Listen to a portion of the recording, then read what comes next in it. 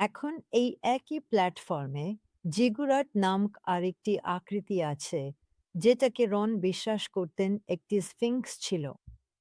দেখুন, আমরা সেখান থেকে সবে মাত্র মুখ ফিরিয়েছি। ঘুরে দেখি ব্যাটারি শেষ হওয়ার আগে স্ফিংক্সের একটা ক্লোজ আপ নেব।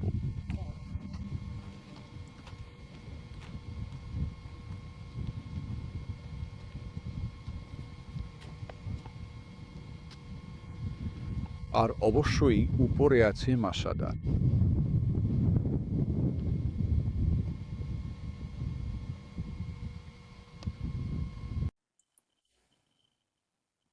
আর যদি কেউ স্ফিংক্স কি সেটা না জানেন, তাহলে বলি, অনেক প্রাচীন শহরের প্রবেশপথে এই ধরনের স্ফিংক্স আকৃতির মূর্তি পাহারাদার হিসেবে বসানো থাকত। এগুলো সাধারণত ছিল কোনো প্রাণী বা একাধিক প্রাণীর সংমিশ্রণ, যার মুখ থাকত মানুষের মতো।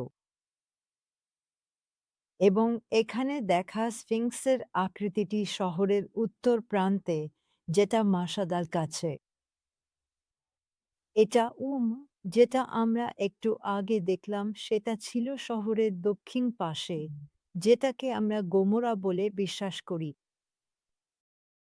আর যদি আপনি এই ছবিটা লক্ষ্য করেন, দেখবেন রন সেখানে দাঁড়িয়ে আছে। এটা আগেরটার মতো বড় নয়, যেটা সম্ভবত ৩০ বা ৪০ ফুট উঁচু।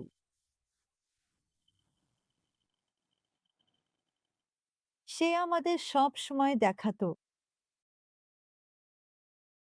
গঠনগুলোর মধ্যে এমন কিছু বিষয় যেগুলো স্বাভাবিক ছিল না, এবং আমরা এখানে যা দেখছি সেটা হচ্ছে কিছু একটা ৯০ ডিগ্রি কোণে বেরিয়ে আছে।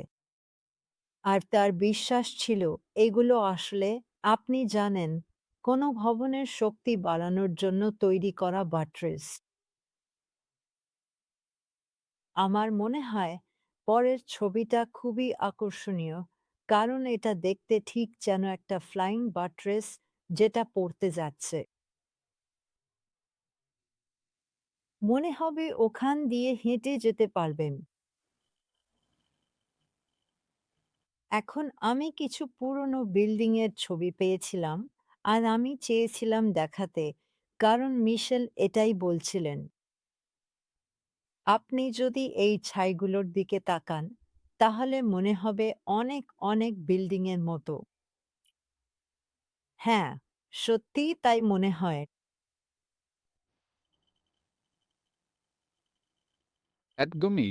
হ্যাঁ, আমরা এখন একটু কথা বলব জোহার শহর নিয়ে, যেখানে লত পালিয়ে গিয়েছিল। আর বাইবেলে বলা হয়েছে সোদোম, গোমোরাহ, আদমা আর জেবইমের কথা সমতলের শহরগুলোর তালিকায়। কিন্তু রন ৫টি ছাইয়ের অবশিষ্টাংশ খুঁজে পেয়েছিলেন, যেগুলোর সঙ্গে ছিল বন্ধকের বল। আর তার মধ্যে একটি ছিল এই ছোট্ট জায়গাটা এখানেই। আপনি দেখতে পাচ্ছেন এটা কত ছোট। এটাই জোহার এর যা কিছু অবশিষ্ট আছে। এটা সত্যিই, যেমন লত বলেছিল, একটা ছোট শহর। আর এটা সোদোমের ঠিক কয়েক মাইল দক্ষিণে অবস্থিত। লত ও তার মেয়েদের জন্য খুব অল্প সময়ই পৌঁছানো সম্ভব ছিল এখানে।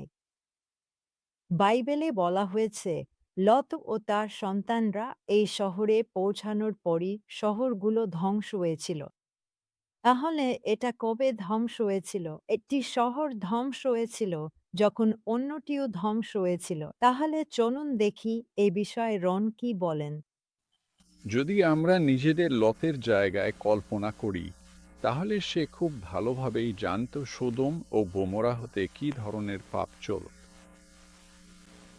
তুমি জানো, ওদের কাছে টাকা ছিল, খাবার ছিল, সব কিছুই ছিল, কিন্তু তারা এসবের কিছুই দরিদ্র মানুষদের সাহায্য করতে বা অন্য কোনো ভালো কাজে ব্যবহার করত না।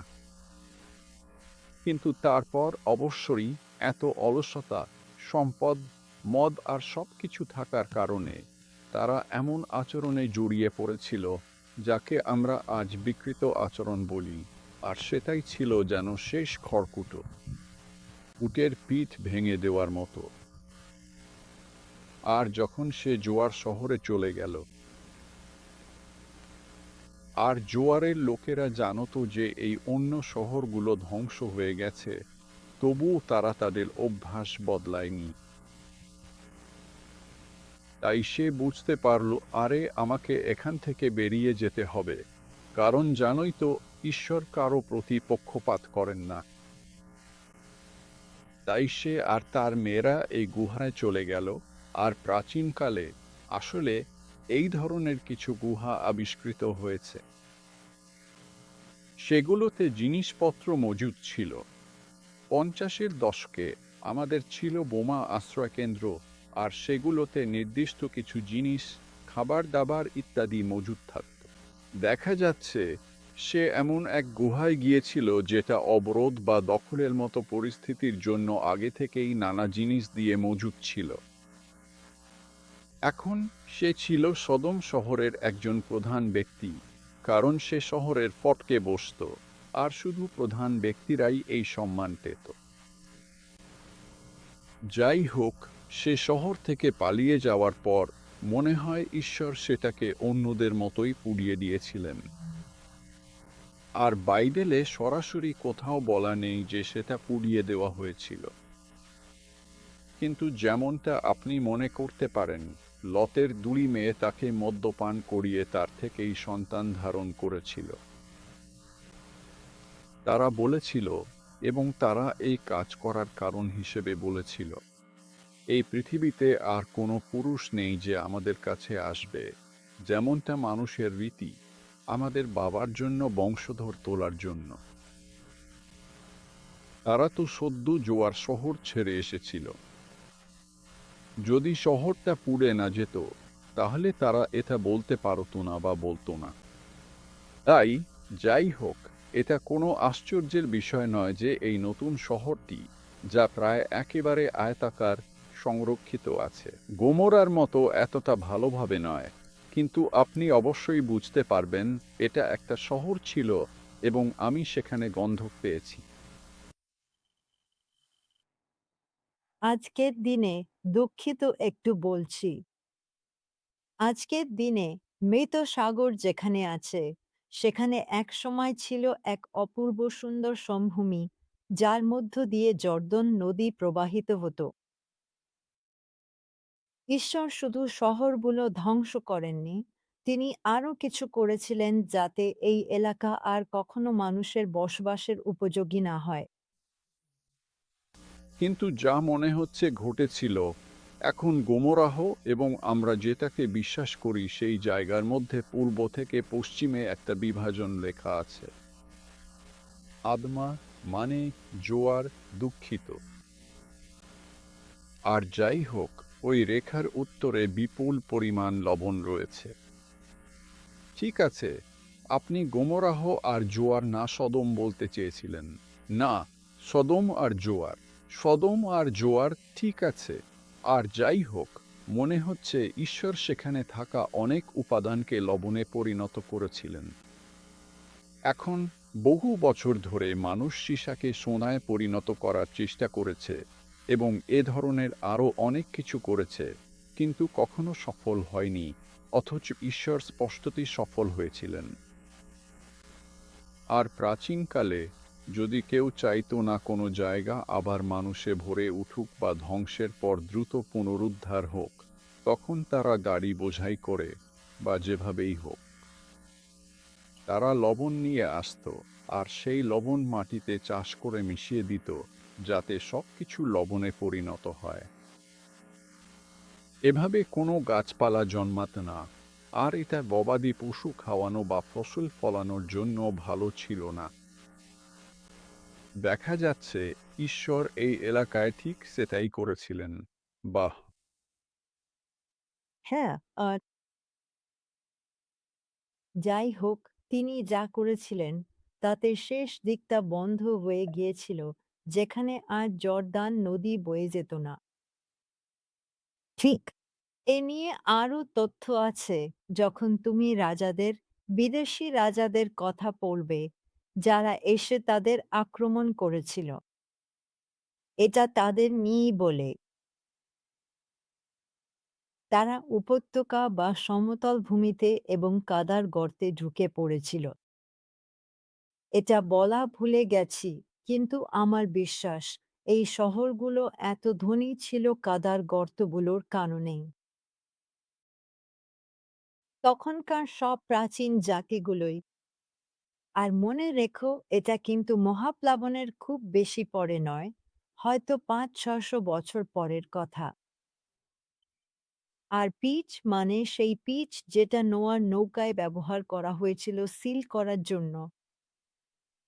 আসলে ওইটাই ছিল এই কাদার গর্ত, এই স্লাইন পিট।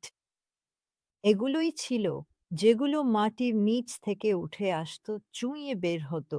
আর আমরা বিশ্বাস করি তারা এটা সব জাতির কাছে বিক্রি করতে পারত। আর এটাই তাদের ভীষণ ধনী করে তুলেছিল। কাজ লাগতো না, জিনিসটা নিলে লোকজন আসতো। তাহলে আমি ভাবলাম আমরা এখানেই শেষ করব। আমাদের এই উপস্থাপনায় রন বলছিলেন, তিনি এই আবিষ্কারের গুরুত্বটা সংক্ষেপে বলবেন।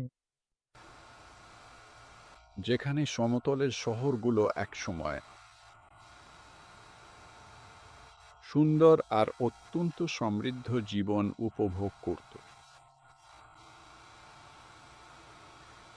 যে জায়গাটা লোড বেছে নিয়েছিল পাহাড়ের বদলে, আর পশু পাখি চরানোর জন্য, আর পরিবারকে বড় করার জন্য। এবং আপনি এখানে লক্ষ্য করবেন, আমাদের কাছে কয়েক ফুট শুধু সাদা গুঁড়ো ছাই আছে, এমন ছাই যা কেবল তখনই তৈরি হয় যখন কোনো বস্তু ২-০ ডিগ্রি ফারেনহাইটেরও বেশি তাপে পুড়ে যায়। এই জিনিসটা আপনার হাতে গুঁড়ো হয়ে যায়, জামা কাপড়ে লেগে থাকে। এটা একেবারে খাঁটি ছাই। সদম ও গোমরাহ, সমতলের শহরগুলো জুডে বলা হয়েছে, তারা হচ্ছে সেই উদাহরণ। কি হবে দুষ্টদের, এমনকি ফেরেশতাদের সাথেও। নিশ্চিতভাবেই ইজেকিয়েল ২৮ ঈশ্বর বলেন, শয়তানকে তিনি পৃথিবীতে ছাইয়ে পরিণত করবেন। মালাখি ৪। আমাদের বলা হয়েছে, ধার্মিকরা দুষ্টদের ওপর দিয়ে হাঁটবে, কারণ তারা তাদের পায়ের নিচে ছাই হয়ে যাবে। সদম ও গোমরাহতে যা কিছু ছিল, পাথর, কাঠ, মানুষ, পশু, সবকিছুরই শুধু এইটুকুই অবশিষ্ট। আপনি নিশ্চয়ই মনে করতে পারেন, যখন ঈশ্বরের আগুন উৎসর্গকে পুড়িয়ে দিয়েছিল। কার্মেল পর্বতে যখন এলিয়াহ বালের যাজকদের জবাবদিহি করতে ডাকেন, তখন বলা হয়েছে যে সেই আগুন উৎসর্গ, পাথর, এমনকি খাদের পানি পর্যন্ত চেটে নিয়েছিল।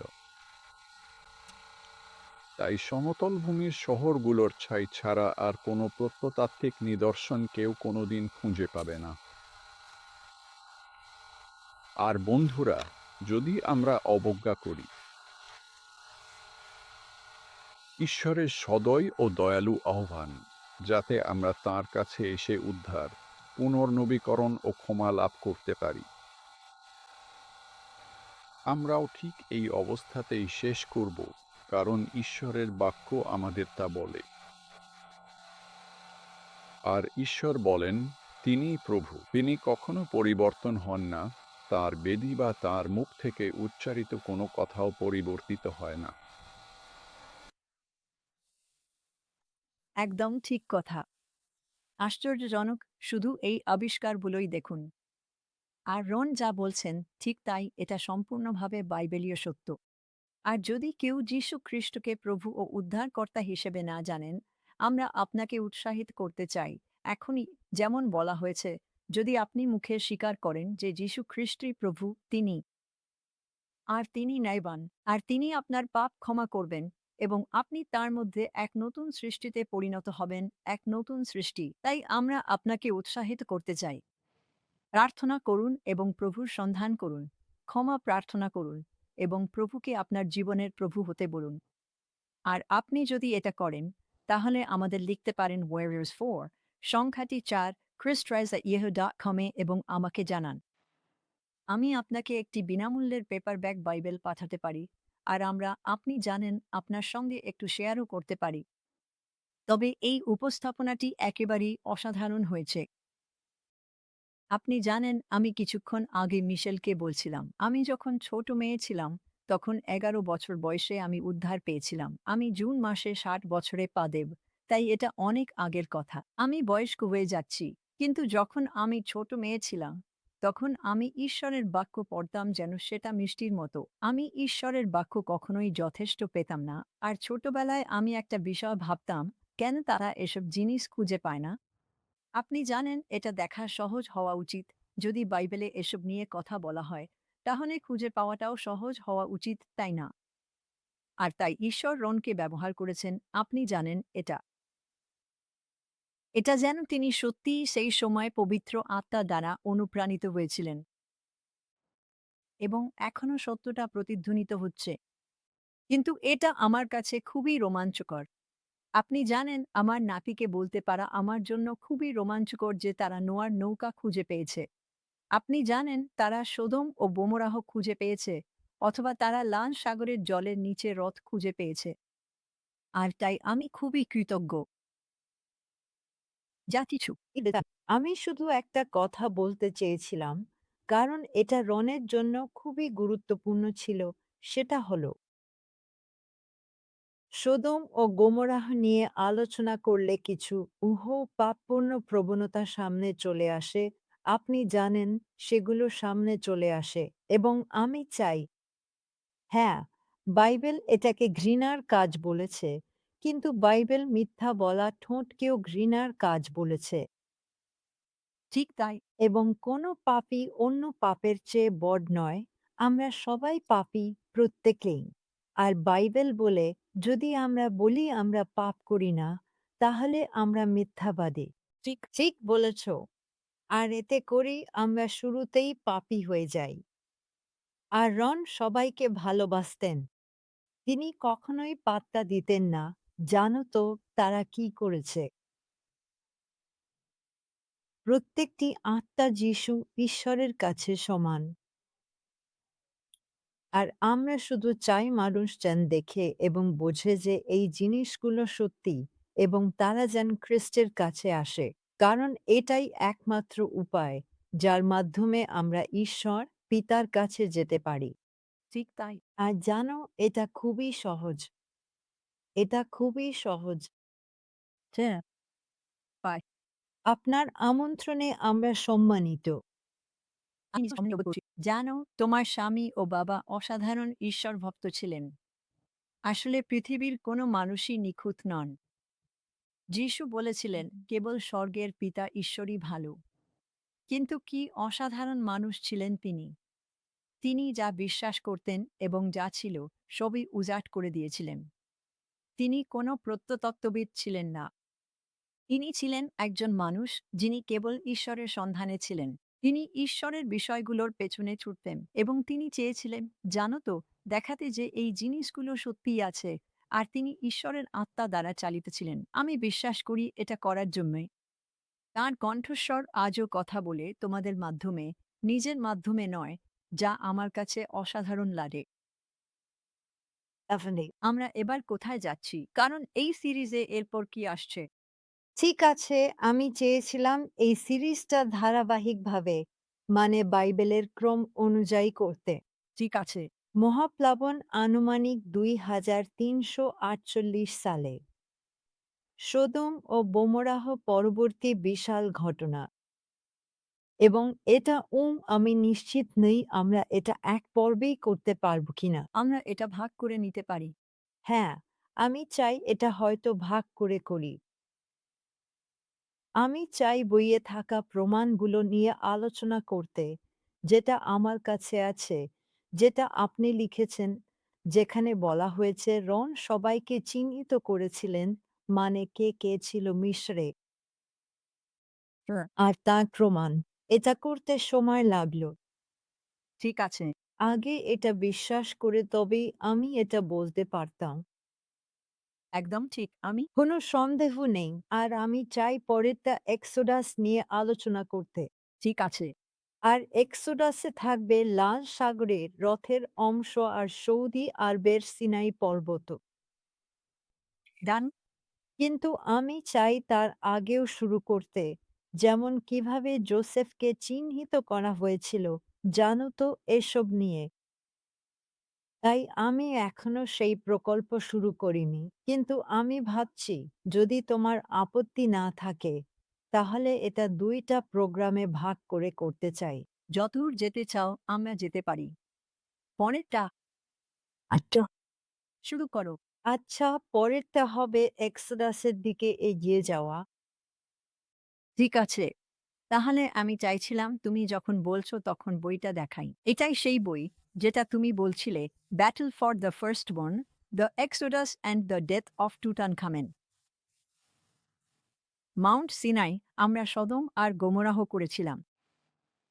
নোয়ার নৌকাও বানিয়েছি, না দেখলে দেখে নিও। আর তুমি ঠিক এখানেই বলছো এক্সোডাস আর রেড সি ক্রসিং নিয়ে। ডেফিনিট।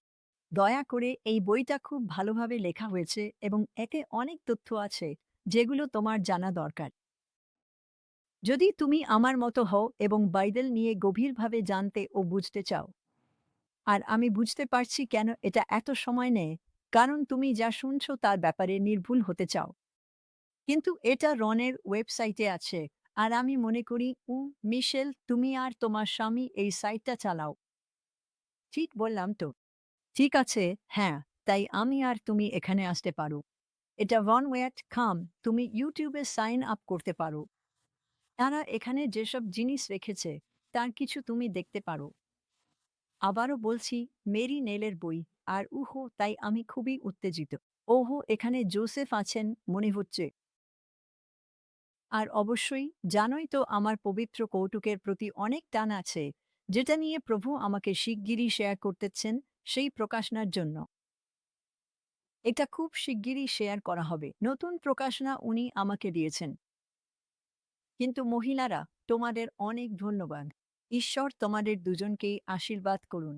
মিশেল, তুমি আবার এসো, জানোই তো। তোমার দর্শকদের সঙ্গে এটা শেয়ার করার জন্য ধন্যবাদ। ধন্যবাদ। এটা ওদের জন্য আশীর্বাদ হবে। হ্যাঁ, আর তোমার বাবা তো অসাধারণ একজন মানুষ বলে মনে হচ্ছে। আমি যেমন বলেছিলাম, নিখুঁত মানুষ কেউ নেই। কেউই ভালো নয়, শুধু পিতা ছাড়া। কিন্তু তিনি তোমাকে আর তোমার ভাইদের বধ করার সময় কথার সঙ্গে কাজও মিলিয়েছেন। আর এখন তুমি নিজেও একজন চমৎকার স্বামী হতে চলেছ বলে মনে হচ্ছে। আর জানো, যখন পেছনে ফিরে তাকাও, তখন ঈশ্বরের বিষয়গুলোর জন্য যে তাগিদ আর মানবজাতির মুক্তির জন্য যে হৃদয়, সেটা স্পষ্ট দেখা যায়। আমি ওনার কাছ থেকে এটাই পাই, উনি চান সবাই যেন প্রভুকে চিনতে পারে।